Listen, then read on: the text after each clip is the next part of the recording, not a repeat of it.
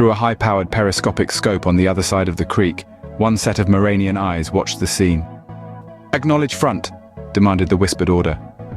Another Mheranian in the crowded trench was operating a black metallic control box that had a rope of many-colored wires leading from it, through the sandy soil and down to the edge of the water and into the hologram projector.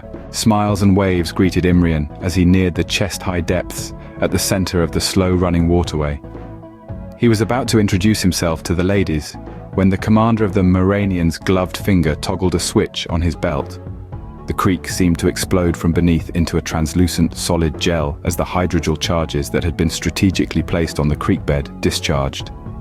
Petek's expression changed from joyous enthusiasm to that of abject shock and terrorized horror at once. He had not followed DGA procedure to activate the detection equipment on his rifle that would have warned him of the danger.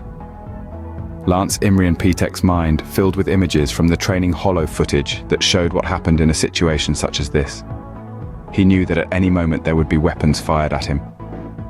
Struggling to move in the heavy medium, he reached for his sever bayonet. By this time, Eid was nearing the edge of the creek.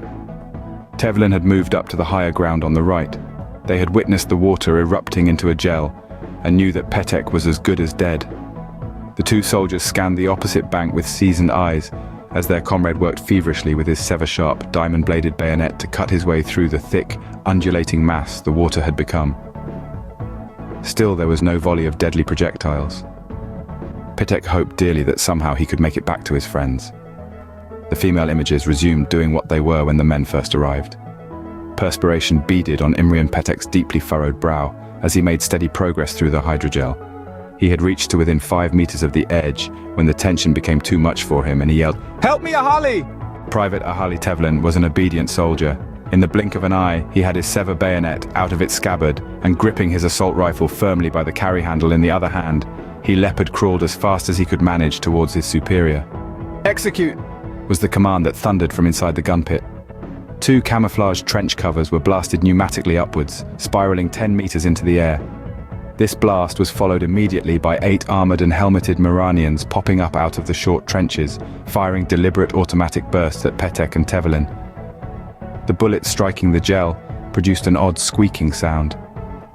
Very soon, Imrian Petek's hysterical screaming almost completely drowned this out. He had been hit in the forearm, and the Euphorium-1 bullet had penetrated his DGA standard titanium plate.